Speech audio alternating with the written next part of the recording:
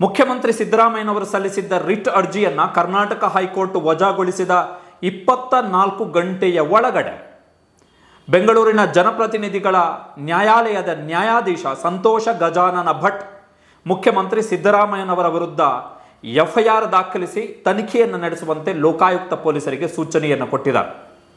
ಇವತ್ತು ಅಥವಾ ನಾಳೆ ಮೈಸೂರಿನ ಲೋಕಾಯುಕ್ತ ಪೊಲೀಸರು ಮುಖ್ಯಮಂತ್ರಿ ಸಿದ್ದರಾಮಯ್ಯ ಅವರ ಪತ್ನಿ ಪಾರ್ವತಿ, ಸಿದ್ದರಾಮಯ್ಯ ಬಾಮೈದ ಮಲ್ಲಿಕಾರ್ಜುನ ಸ್ವಾಮಿಗೆ ಭೂಮಿ ಮಾರಾಟ ಮಾಡಿದಂತಹ ದೇವರಾಜು ಮತ್ತು ಇತರರ ವಿರುದ್ಧ ಎಫ್ಐಆರ್ ದಾಖಲಿಸುವಂತಹ ಸಾಧ್ಯತೆ ಇದೆ.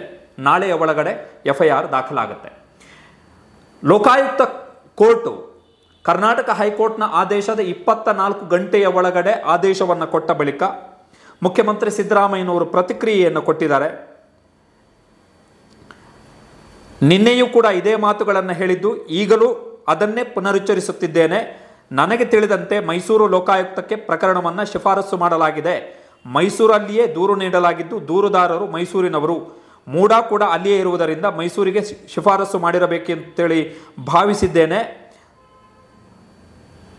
ಜನಪ್ರತಿನಿಧಿಗಳ ನ್ಯಾಯಾಲಯ ನಿನ್ನೆ ನೀಡಿದ ಆದೇಶದಂತೆ 17A ಪ್ರಕಾರ ತನಿಖೆ ಮಾಡಲು ಅನುಮತಿ ನೀಡಲಾಗಿದೆ. ಆದೇಶದ ಪ್ರತಿ ನನಗೆ ದೊರೆತಿಲ್ಲ. ಆದೇಶವನ್ನು ಪೂರ್ಣವಾಗಿ ಓದಿದ ನಂತರ ಪ್ರತಿಕ್ರಿಯೆ ಕೊಡ್ತೇನೆ. ತನಿಖೆಯನ್ನು ಎದುರಿಸಲಿಕ್ಕೆ ತಯಾರಾಗಿದ್ದೇವೆ. ತನಿಖೆಗೆ ಹೆದರಲ್ಲ. ಕಾನೂನು ರೀತಿ ಹೋರಾಟ ಮಾಡಲು ತಯಾರಾಗಿದ್ದೇವೆ ಅಂಥೇಳಿ ಮುಖ್ಯಮಂತ್ರಿಯವರು ಸ್ಪಷ್ಟವಾಗಿ ಹೇಳಿದ್ದಾರೆ. ತನಿಖೆಗೆ ಹೆದರಲ್ಲ, ಕಾನೂನು ರೀತಿ ಈ ಹೋರಾಟವನ್ನು ಮಾಡ್ತೀವಿ ಎನ್ನುವಂತಹ ಅಂಶವನ್ನು ಮುಖ್ಯಮಂತ್ರಿ ಸಿದ್ದರಾಮಯ್ಯನವರು ಇವತ್ತು ಕೊಟ್ಟಿರುವಂಥದ್ದು. ಹೈಕೋರ್ಟ್ ತೀರ್ಪಿನ 24 ಗಂಟೆಯ ಒಳಗಡೆ ಮುಖ್ಯಮಂತ್ರಿ ಸಿದ್ದರಾಮಯ್ಯನವರ ವಿರುದ್ಧ ಎಫ್ಐಆರ್ ದಾಖಲಿಸಿ ತನಿಖೆ ಮಾಡುವಂತೆ ಬೆಂಗಳೂರಿನ ಜನಪ್ರತಿನಿಧಿಗಳ ನ್ಯಾಯಾಲಯದ ನ್ಯಾಯಾಧೀಶ ಸಂತೋಷ ಗಜಾನನ ಭಟ್ ಆದೇಶವನ್ನು ಕೊಟ್ಟ ಬಳಿಕ ಕಾಂಗ್ರೆಸ್ ಕೂಡ ಪ್ರತಿಕ್ರಿಯೆಯನ್ನು ಕೊಟ್ಟಿದೆ. ಸಿದ್ದರಾಮಯ್ಯನವರ ರಾಜೀನಾಮೆ ಕೇಳುವ ಬಿಜೆಪಿಯ ನಾಯಕರೇ, ನಿಮಗಿದು ತಿಳಿದಿರಲಿ, ಸಿದ್ದರಾಮಯ್ಯನವರು ಚೆಕ್ ಮುಖಾಂತರ ಲಂಚ ಪಡೆದಿಲ್ಲ. ಸಿದ್ದರಾಮಯ್ಯನವರು ಅಪ್ರಾಪ್ತ ಹೆಣ್ಣುಮಗಳಿಗೆ ದೌರ್ಜನ್ಯ ಎಸಗಿ ಪೋಕ್ಸೋ ಕೇಸ್ ಹಾಕಿಸಿಕೊಂಡಿಲ್ಲ. ಸಿದ್ದರಾಮಯ್ಯನವರು ಹೆಣಗಳ ಮೇಲೆ ಹಣ ಮಾಡಿಲ್ಲ. ಸಿದ್ದರಾಮಯ್ಯನವರು ಶಾಲೆ ಕಟ್ಟಿಸುತ್ತೇನೆ ಅಂತ ಹೇಳಿ KIADB ಅಂದರೆ ಕರ್ನಾಟಕ ಕೈಗಾರಿಕಾ ಪ್ರದೇಶ ಅಭಿವೃದ್ಧಿ ಮಂಡಳಿಯಿಂದ ನಿವೇಶನ ಪಡೆದು ಬಿರಿಯಾನಿ ಹೋಟೆಲ್ ನಡೆಸ್ತಾ ಇಲ್ಲ. ಸಿದ್ದರಾಮಯ್ಯನವರು ತಮ್ಮ ದುರ್ಬಳಕೆ ಮಾಡಿಕೊಂಡು ಯಾವುದೇ ಭೂಮಿಯನ್ನು ಕೊಳ್ಳೆ ಹೊಡೆದಿಲ್ಲ. ಸಿದ್ದರಾಮಯ್ಯನವರು ಅಕ್ರಮವಾಗಿ ಗಣಿಗುತ್ತಿಗೆ ನೀಡಿಲ್ಲ. ಸಿದ್ದರಾಮಯ್ಯನವರು ಸಿಡಿಗೆ ತಡೆಯಾಜ್ಞೆ ತಂದಿಲ್ಲ. ಮೇಲಿನ ಎಲ್ಲ ಆರೋಪಗಳನ್ನು ಎದುರಿಸ್ತಾ ಇರುವಂತಹ ಬಿಜೆಪಿ ಮತ್ತು JDS ನಾಯಕರಿಗೆ ಸಿದ್ದರಾಮಯ್ಯನವರ ನೈತಿಕತೆ ರಾಜೀನಾಮೆಯನ್ನು ಕೇಳುವಂತಹ ಅಥವಾ ಅವರನ್ನು ಪ್ರಶ್ನಿಸುವಂಥ ಯಾವುದೇ ನೈತಿಕತೆ ಇಲ್ಲ ಅಂಥೇಳಿ ಕಾಂಗ್ರೆಸ್ ಟ್ವೀಟನ್ನು ಮಾಡಿದೆ. ಚೆಕ್ ಮುಖಾಂತರ ಲಂಚ ಅಂತ ಹೇಳಿದ್ರೆ ಯಡಿಯೂರಪ್ಪ ವಿರುದ್ಧ ಇರುವಂಥ ಆರೋಪ, ಕಮಿಷನ್ಗೆ ಪೀಡಿಸಿ ಗುತ್ತಿಗೆದಾರನ ಆತ್ಮಹತ್ಯೆಗೆ ಪ್ರಚೋದನೆ ಈಶ್ವರಪ್ಪ ವಿರುದ್ಧ ಇದ್ದಿದ್ದಂತಹ ಆರೋಪ, ಅಪ್ರಾಪ್ತ ಹೆಣ್ಣುಮಗಳಿಗೆ ದೌರ್ಜನ್ಯ ಯಡಿಯೂರಪ್ಪ ವಿರುದ್ಧ ಇರುವಂಥ ಆರೋಪ, ಹೆಣಗಳ ಮೇಲೆ ಹಣ ರಾಜಕಾರಣ ಡಾಕ್ಟರ್ K ಸುಧಾಕರ್ ಮತ್ತು ಇತರರ ವಿರುದ್ಧ ಇರುವಂಥ ಆರೋಪ, ಬಿರಿಯಾನಿ ಹೋಟೆಲ್ ಶಾಲೆ ಮಾಡ್ತೇನೆ ಅಂಥೇಳಿ ಸರ್ಕಾರಿ ಭೂಮಿಯನ್ನು ಪಡೆದು ಬಿರಿಯಾನಿ ಹೋಟೆಲ್ ಮಾಡಿದಂಥ ಆರೋಪ, ಕೈಗಾರಿಕಾ ಅಭಿವೃದ್ಧಿ ಮಂಡಳಿಯಿಂದ ನಿವೇಶನ ಪಡೆದು ಬಿರಿಯಾನಿ ಹೋಟೆಲ್ ನಡೆಸ್ತಾ ಇರುವಂಥ ಆರೋಪ ಎದುರಿಸ್ತಾ ಇರುವವರು ವಿಧಾನ ಪರಿಷತ್ನಲ್ಲಿ ವಿರೋಧ ಪಕ್ಷದ ನಾಯಕ ಛಲವಾದಿ ನಾರಾಯಣಸ್ವಾಮಿ. ಭೂಮಿಯನ್ನು ಕೊಳ್ಳೆ ಹೊಡೆದಿರುವಂಥದ್ದು ಕುಮಾರಸ್ವಾಮಿ ವಿರುದ್ಧ ಇರತಕ್ಕಂಥ ಆರೋಪ, ಅಕ್ರಮ ಗಣಿ ಗುತ್ತಿಗೆ ಕುಮಾರಸ್ವಾಮಿ ವಿರುದ್ಧ ಆರೋಪ,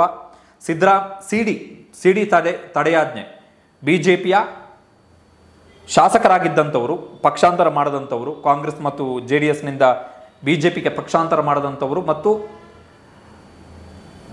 ಇತರರ ವಿರುದ್ಧ ಇರತಕ್ಕಂಥ ಆರೋಪಗಳು. ಸೊ ಈ ಯಾವ ಆರೋಪಗಳು ಕೂಡ ಸಿದ್ದರಾಮಯ್ಯನವರ ವಿರುದ್ಧ ಇಲ್ಲ. ಹೀಗಾಗಿ ಬಿಜೆಪಿ ಮತ್ತು JDSನವರಿಗೆ ಪ್ರಶ್ನೆ ಮಾಡುವಂತಹ ನೈತಿಕತೆ ಇಲ್ಲ ಎನ್ನುವಂಥ ಅಂಶವನ್ನು ಕಾಂಗ್ರೆಸ್ ಟ್ವೀಟನ್ನು ಮಾಡಿದೆ.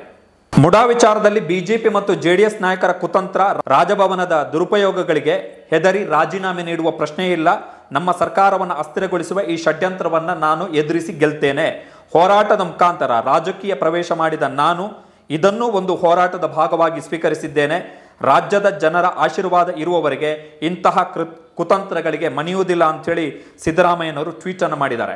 ಇನ್ನೊಂದು ವೆರಿ ಇಂಪಾರ್ಟೆಂಟ್ ಅಂಶ ಈ ಸಂದರ್ಭದಲ್ಲಿ ಉಲ್ಲೇಖ ಮಾಡಬೇಕಾಗಿರುವಂಥದ್ದು, ಕಪಿಲ್ ಸಿಬಲ್ ಅವರು ಇವತ್ತು ಬೆಳಿಗ್ಗೆ ಬಂದು ಟ್ವೀಟನ್ನು ಮಾಡಿದ್ದಾರೆ.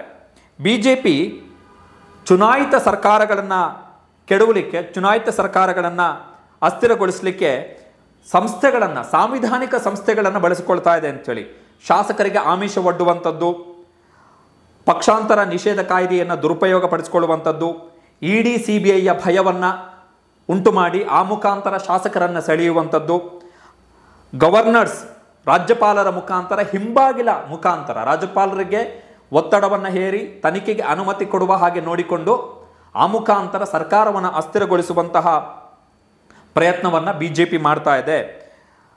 BJP ಅವರು ಹೇಳ್ತಾ ಇದ್ದಾರೆ ಸಂವಿಧಾನ ಅಂದರೆ ನಮಗೆ ಭಗವದ್ಗೀತೆ ಇದ್ದ ಹಾಗೆ ಅಂತೇಳಿ. ಆದರೆ ಅದೇ ಸಾಂವಿಧಾನಿಕ ಸಂಸ್ಥೆಗಳನ್ನು ಬಳಸಿಕೊಂಡು ಸರ್ಕಾರವನ್ನು ದುರ್ಬಲಗೊಳಿಸುವಂತಹ, ಅಸ್ಥಿರಗೊಳಿಸುವಂತಹ, ಬೀಳಿಸುವಂತಹ ಪ್ರಯತ್ನವನ್ನು BJP ಮಾಡ್ತಾ ಇದೆ ಎನ್ನುವಂಥ ಆರೋಪವನ್ನು ಕಪಿಲ್ ಸಿಬಲ್ ಅವರು ನೇರವಾಗಿ ಮಾಡಿರುವಂಥದ್ದು.